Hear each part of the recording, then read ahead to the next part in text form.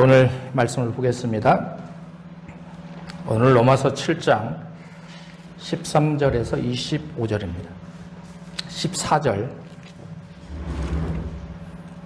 로마서 7장 14절에서 25절 다 같이 합독하겠습니다. 시작. 우리가 율법은 신령한 줄 알거니와 나는 육신에 속하여 죄 아래에 팔렸도다. 내가 행하는 것을 내가 알지 못하노니 곧 내가 원하는 것은 행하지 아니하고 도리어 미워하는 것을 행함이라.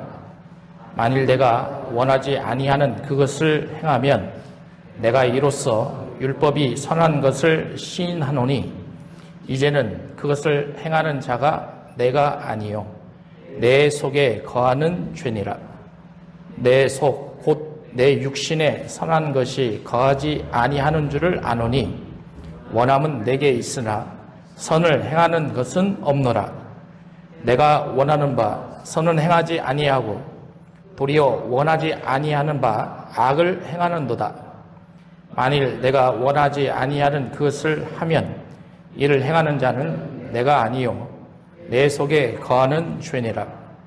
그러므로 내가 한 법을 깨달았노니 곧 선을 행하기 원하는 나에게 악이 함께 있는 것이로다. 내 속사람으로는 하나님의 법을 즐거워하되 내 지체 속에는 한 다른 법이 내 마음의 법과 싸워 내 지체 속에 있는 죄의 법으로 나를 사로잡는 것을 보는도다. 오라, 나는 곤고한 사람이로다.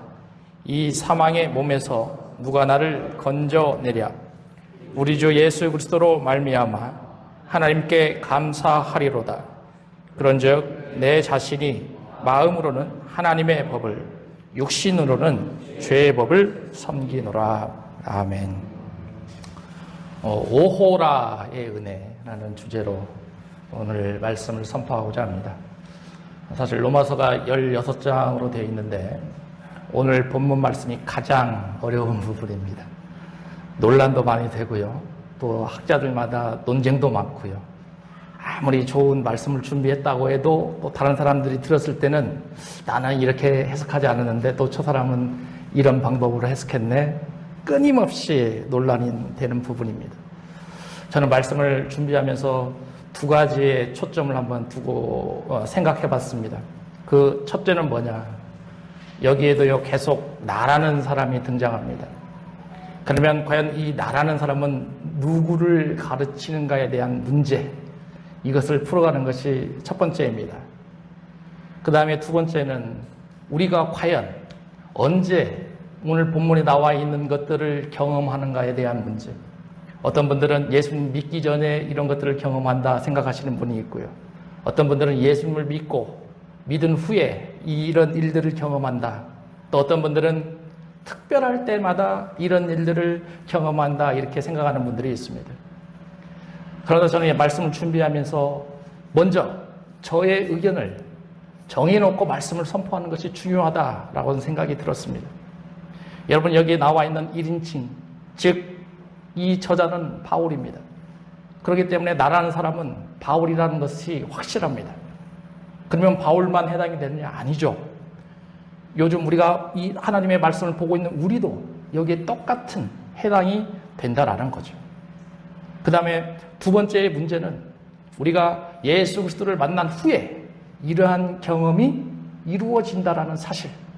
저는 그래서 이 두 가지에 초점을 두고 오늘 말씀을 선포하고자 합니다.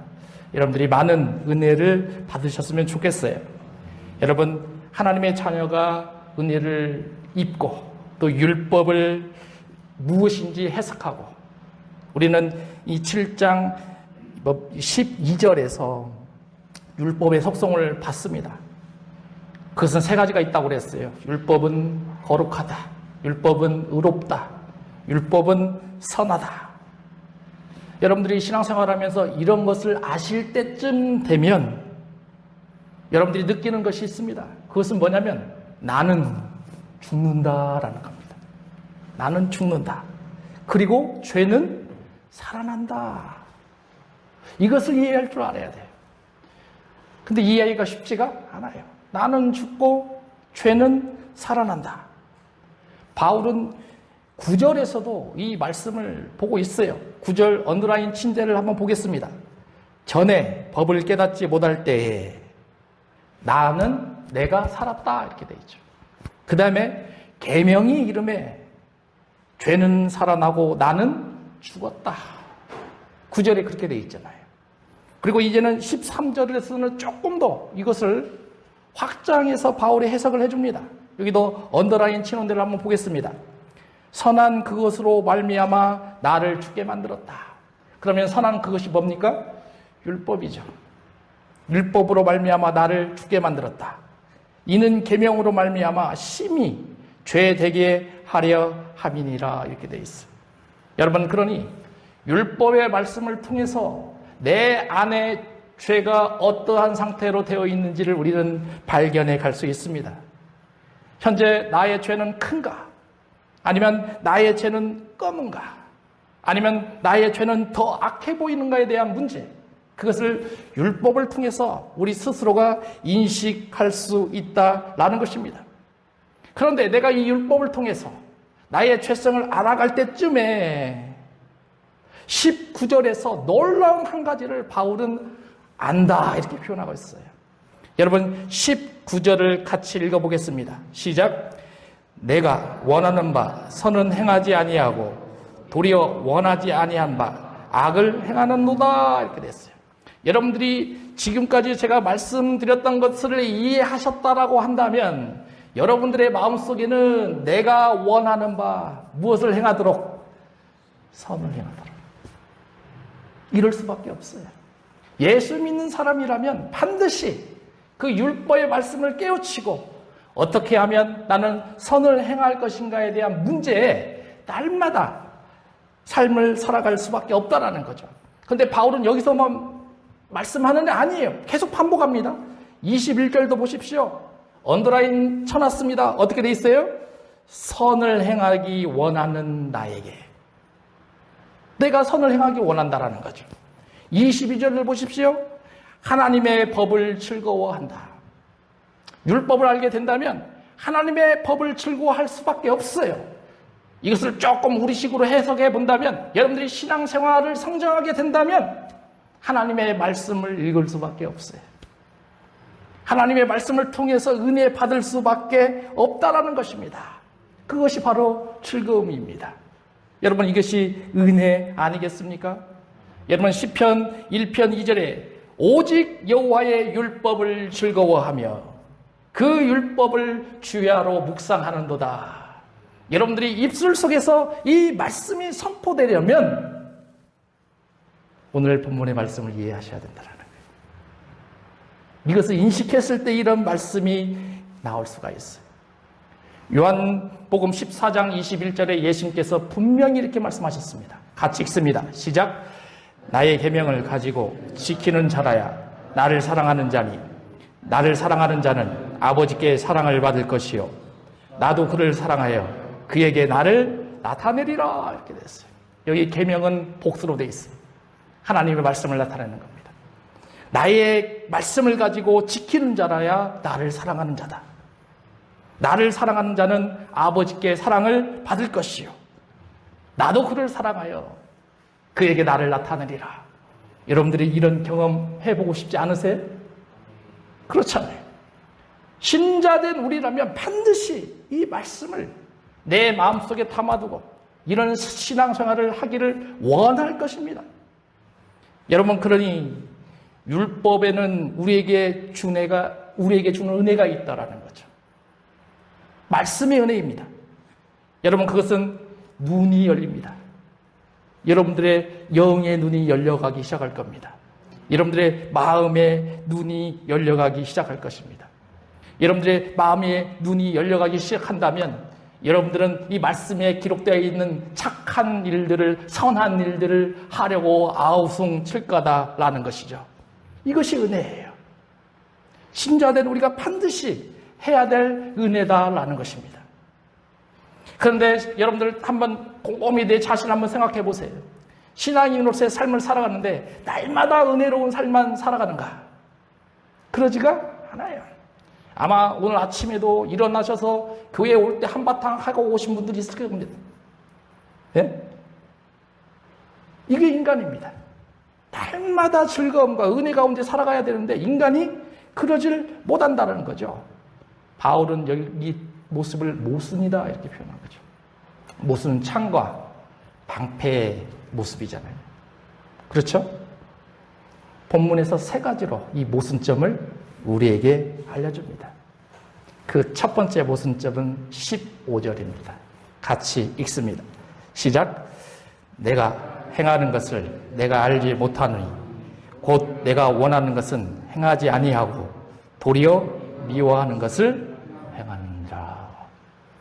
내가 행하는 것을 마음속으로 아는데 그것을 하지 못하고 마지막에 뭐라고 돼 있어요? 도리어 미워하는 것을 내가 행한다. 이게 모습이에요. 맞아요? 우리도 인생 살아가면서 신앙생활하면서 이런 경험 없어요? 내 생각과 의지와 상관없이 때로는 나도 내가 원하지 않는 그런 일들을 일하고 있다는 거예요.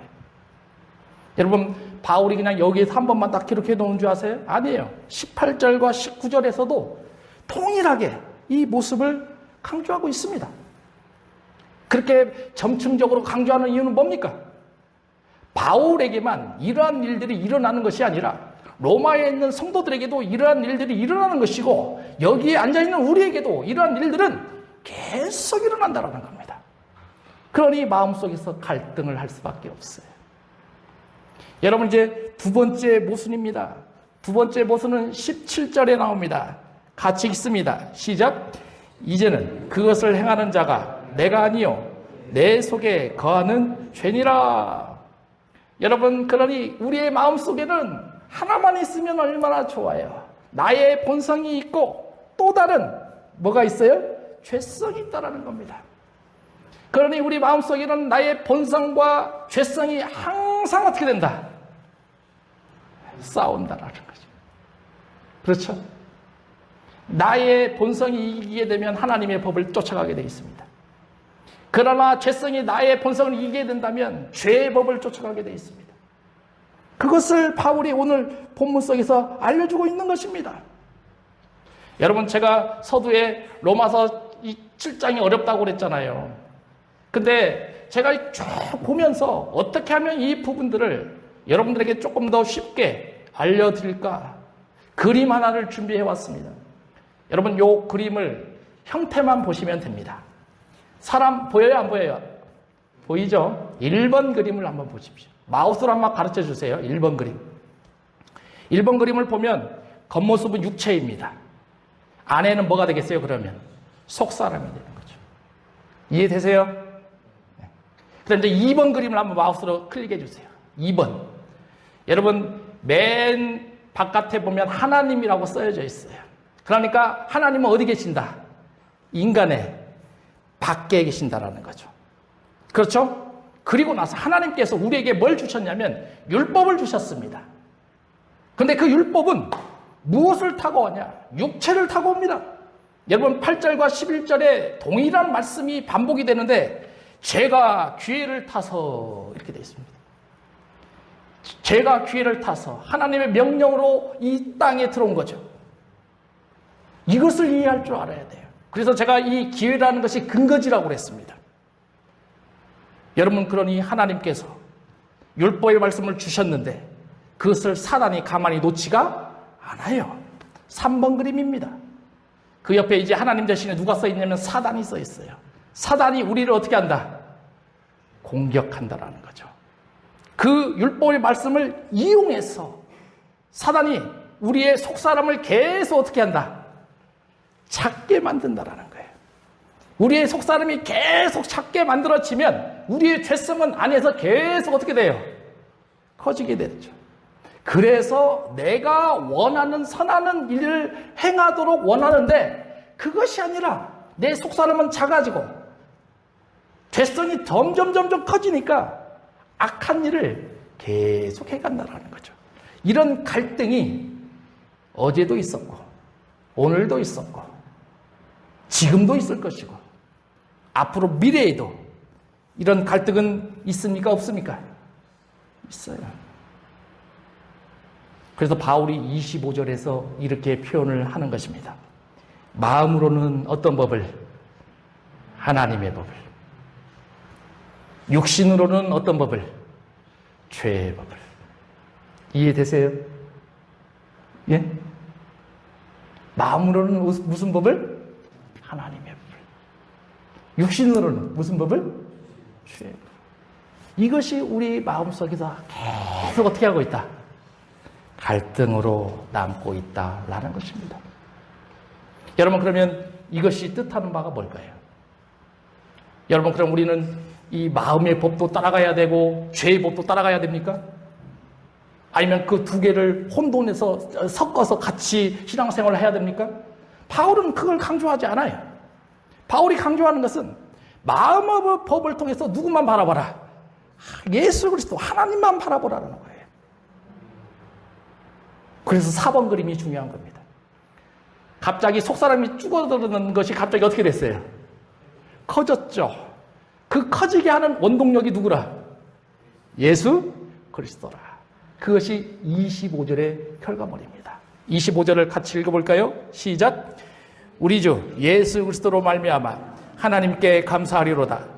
그런즉 내 자신이 마음으로는 하나님의 법을, 육신으로는 죄의 법을 섬기노라, 이렇게 돼 있잖아요. 여러분, 그러니 예수님께서 우리에게 어떠한 일을 감당하고 계시는지를 오늘 본문에서 보면 이해가 되는 거예요. 여러분들이 날마다 속사람이 줄어들고 있는데 그 줄어들고 있는 그 속사람을 내 노력과 힘으로 회복시킬 수가 없어요. 그래서 누가 필요하다? 예수님이 필요하다라는 거예요. 여러분, 바울 서신을 잘 읽어보면 바울의 마음속에는 항상 누가 계셨습니까? 예수님이 계셨습니다. 왜? 이걸 이겨가기 위해서. 그러면 여러분들의 마음속에도 항상 누가 계셔야 되더라? 예수님이 계셔야 된다는 거예요. 왜? 똑같이 우리도 이러한 일들을 이겨가기 위해서 필요하다라는 거예요. 만약에 이러한 과정이 무너지게 된다면 세 번째 모순을 우리는 경험을 할 수밖에 없습니다. 그 세 번째 모순이 23절입니다. 같이 읽습니다. 시작. 내 지체 속에서 한 다른 법이 내 마음의 법과 싸워 내 지체 속에 있는 죄의 법으로 나를 사로잡아 온 것을 보는도다. 맨 마지막에 뭐라고 돼 있어요? 그렇게 돼 있잖아요. 죄의 법으로 나를 사로잡겠다라는 거예요. 내 속사람이 뭘로 가득 채워지겠다? 죄로 싹 가득 채워지겠다라는 겁니다. 얼마나 무서운 일들입니까? 여러분, 지금 여기에 나와 있는 1인칭을 제가 누구라고 소개했습니까? 바울. 그럼 바울은 이걸 경험했어요? 못했어요? 했죠. 그래서 오늘 본문의 제목을 오호라. 이 오호라는 탄식입니다. 그래서 오늘 본문에 탄식이 두 번이 등장합니다. 그 첫 번째 탄식이 14절 마지막에 되어 있습니다. 14절 마지막에 뭐라고 되어 있습니까? 죄 아래 팔렸도다. 죄 아래 팔렸도다. 얼마나 큰 탄식입니까? 죄 아래 팔리게 된 나 자신이, 여러분 17절과 20절 맨 마지막에 보십시오. 뭐라고 되어 있냐면 내 속에 거하는 죄니라. 내가 죄 속에 팔리게 된다면 내 속에는 뭐로 가득 차 있게 되더라? 죄로 가득 차 있게 되더라. 그러니 내가 원하고 싶은 일을 하는 것을 자꾸 누가 막는 거예요? 죄가 막는 겁니다. 그러면 그 죄는 누구로부터 왔습니까? 사단으로부터 왔잖아요. 그러니 여러분들이 우리가 원하는 그 일들을 못하게 막는 그 세력이 누구라는 거예요? 사단이라는 거예요. 그러면 여러분들이 사단과의 영적 싸움에서 승리하기 위해서는 우리의 힘과 우리의 노력으로 된다, 안 된다? 안 된다. 그래서 누가 필요하다? 예수님이 필요하다. 그래서 예수님께서 바울의 오늘 본문 저번 시간에 보면 여러분 7장 몇 절을 보시냐면 9절인가요? 7장 9절 아닙니다. 뭡니까? 7장 4절을 보십시오. 4절을 보면 그렇게 되어 있습니다. 다르니 곧 죽은 자 가운데서 살아나신 이에게 가서라고 되어 있어요. 여기에 이 가서라는 단어가 제가 말씀드렸잖아요. 메리입니다. 메리는 뭔 뜻입니까? 메리, 뭔 뜻이에요? 결혼하다라는 뜻이에요. 그러니까 여러분들이 누구하고 결혼을 해야 되더라?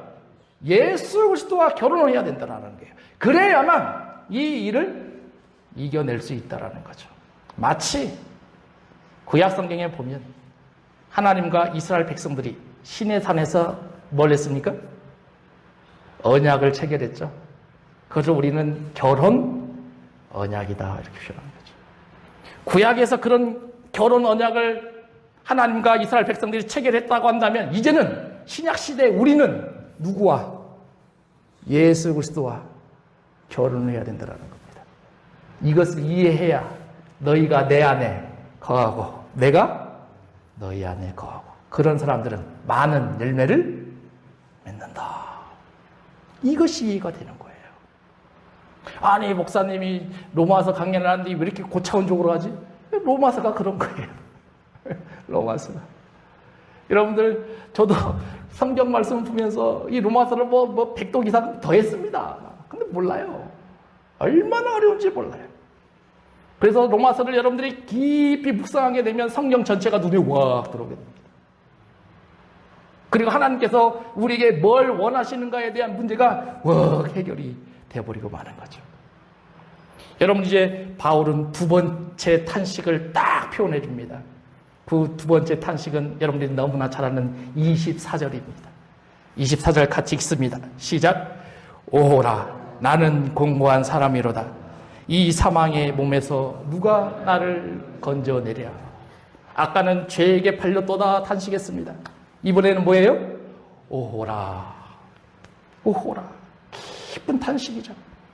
여러분 사실 바울이 로마에 있는 그 유대인들에게 이런 탄식의 표현을 쓸 필요가 있어요? 없어요? 없죠. 그러나 하는 겁니다. 왜? 하나님의 말씀을, 구약의 율법의 말씀을 그렇게 잘 알고 있는 나도 예수 그리스도를 만나면서 날마다 내 속에서 싸워가고 있는데 하루하루의 삶이 탄식으로 가득 차 있더라. 그런 표현이죠. 오호라. 여러분들도 지금 이런 것이 있어요, 없어요? 있어요. 아, 예배 끝나면 어떻게 하지? 밥을 먹을까, 안 먹을까? 네? 오늘 하루의 삶을 또 어떻게 살지? 내일 아침에 또 직장을 가야 되는데 갈등이 계속 어떻게 됩니까? 오죠. 다음 주에는 예배를 어디로 가야지? 하나님의 말씀 또 읽을까 말까? 이런 수많은 일들이 우리 마음속에 계속 붙여지라는 겁니다. 그래서 나는 오호라 탄식이 나오는 거예요. 그러면 이 오호라의 탄식을 바울은 어떤 식으로 해석을 해가고 있는가? 여러분, 저는 이 말씀을 감정의 표현이다 이렇게 표현하고 싶습니다. 감정적으로 지금 바울은 바라보고 있다. 왜냐? 이유가 있어요. 여러분, 로마서 5장에서 보면 이제 이스라엘 백성들은 더 이상 죄의 종노릇을 하겠다 안 하겠다? 안 하겠다 이렇게 표현하잖아요. 그러면 예수 그리스도를 믿는 우리는 죄의 종이 될 수 있습니까? 없습니까? 없어요. 그러나 때로는 감정적으로 무너질 수는 있어요? 없어요? 그런 걸 나타낸다는 거죠. 여러분 누가복음 15장에 탕자의 비유가 나옵니다.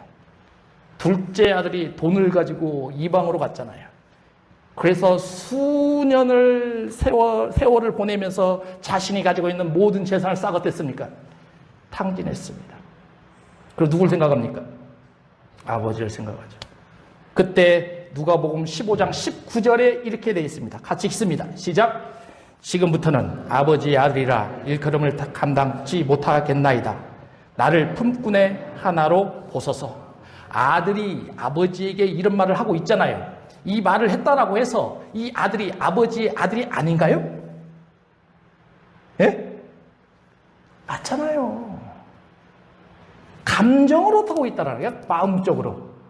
난 아버지의 아들이 더 이상 아니다. 마치 이런 뉘앙스를 바울이 오호라 나는 공고한 사람이로다. 이렇게 표현을 하고 있다라는 것입니다. 여러분, 그러니 우리는 결단코 죄의 종이 된다, 안 된다? 안 된다라는 거예요. 때로는 감정적으로 무너질 수는 있지만 언제든지 회복할 수 있는 힘이 있다, 없다? 있다예요. 여러분, 이것이 은혜입니다. 맞습니까? 맞습니다. 여러분, 그래서 일주일 동안 세상에 살면서 어려운 일을 경험하면서 내 마음속에서 많은 갈등이 있었는데 오늘 예배드리러 오신 거예요. 뭘 하기 위해서? 나의 탄식을 은혜로 바꿔가기 위해서 이렇게 표현하는 거죠. 여러분, 저는 이 말씀을 준비하면서 이야, 바울 굉장하다라는 생각을 했습니다. 가감없이 솔직하게 말씀하지 않나요? 그렇지 않나요? 저는 이 말씀을 또 보면서 우리도 이래야 되는구나. 우리가 누구한테 하소연해야 됩니까? 누구한테 탄식해야 됩니까? 예수 그렇게 탄식해야 됩니다. 우리가 예수 그렇게 탄식할 때 할 수 있는 유일한 방법이 뭐예요? 기도예요. 그럼 여러분들이 기도를 할 때 가감 없이 하십시오. 여러분들이 가지고 있는 모든 갈등의 요소들을 하나님께 예수 그리스도의 이름으로 다 고백하십시오. 그때 주님께서 어떻게 해주시더라? 그 탄식을 감사함으로 바꿔주시는 거예요. 여러분, 25절 맨 마지막에 그렇게 되어 있지 않습니까? 뭐라고 되어 있어요?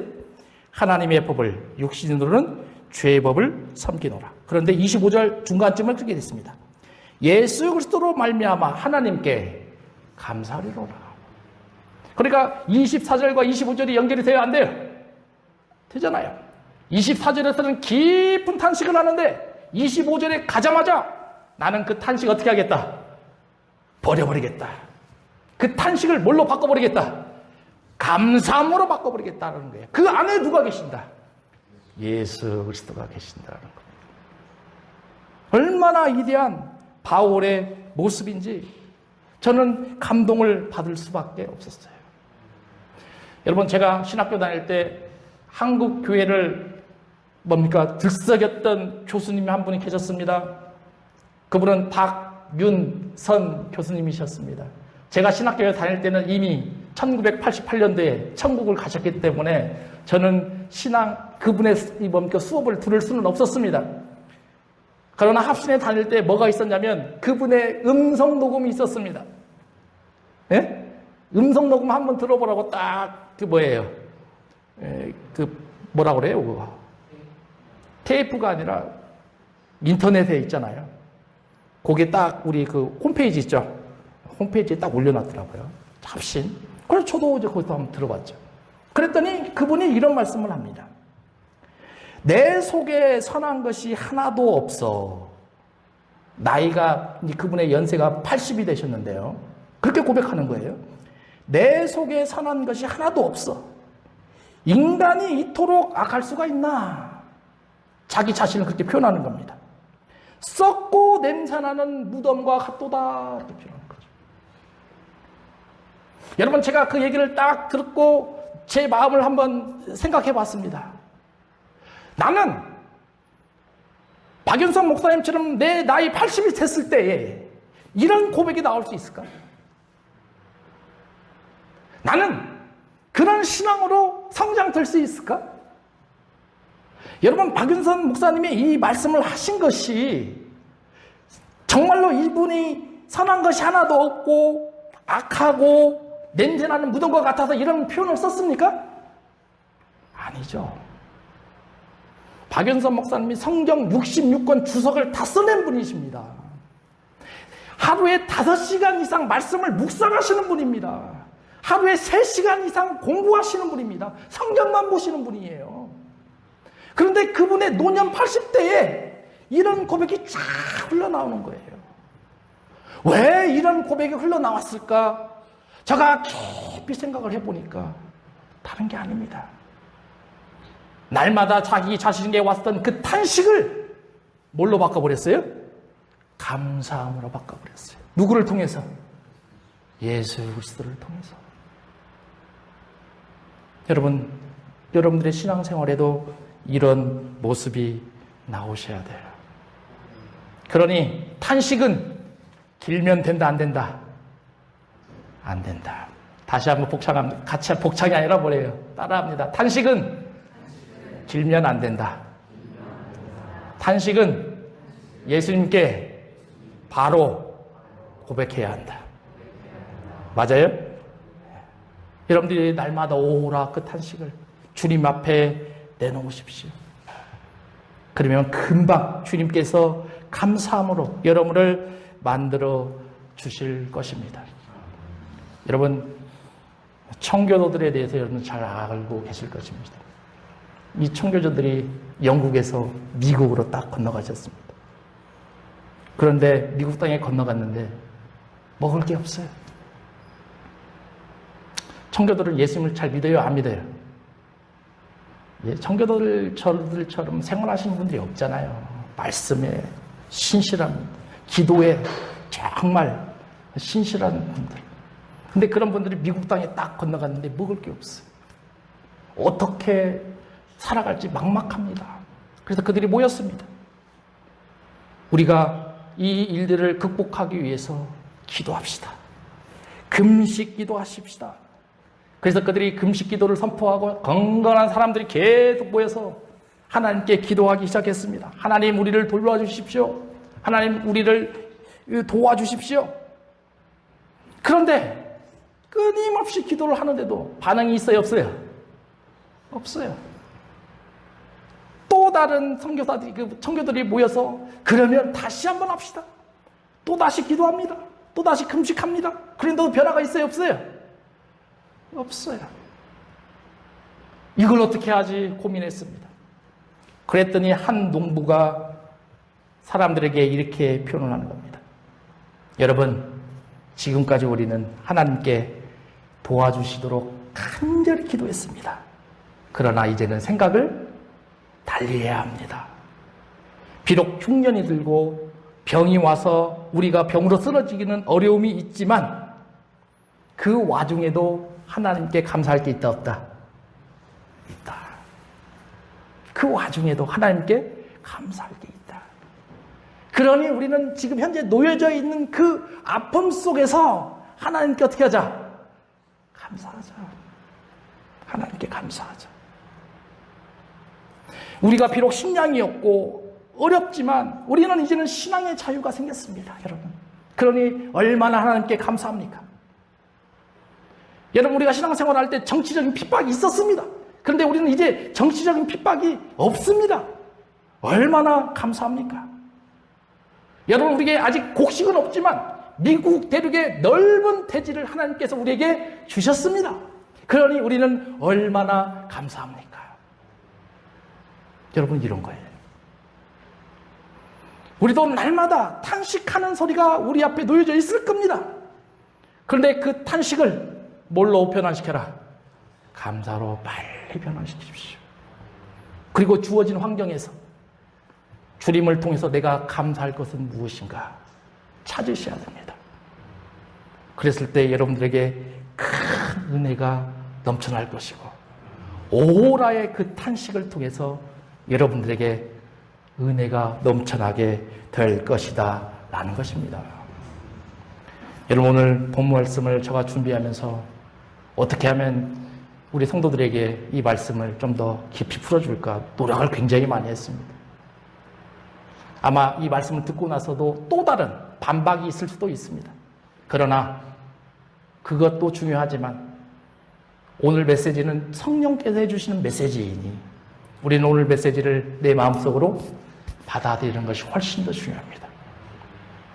그리고 본문에서 강조했던 것처럼 더 이상 탄식으로 멈추지 마시고 예수 그리스도를 통해서 그 탄식을 뭘로 바꿔라?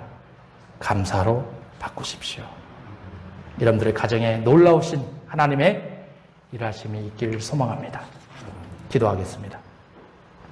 아버지 하나님, 은혜를 감사합니다. 사도 바울을 통해서 오라 나는 공고한 사람이로다. 내 속에 있는 죄성을 또 탄식을 예수 그리스도를 통해서 감사함으로 바꾸는 바울의 모습을 보았사오니 아버지 하나님, 우리의 신앙생활 속에서 탄식하는 소리가 있을지라도 그 탄식하는 소리를 예수 그리스도를 통해서 감사하는 마음으로 바꿀 수 있도록 주님께서 축복하여 주시옵소서. 예수님의 이름으로 기도하옵나이다.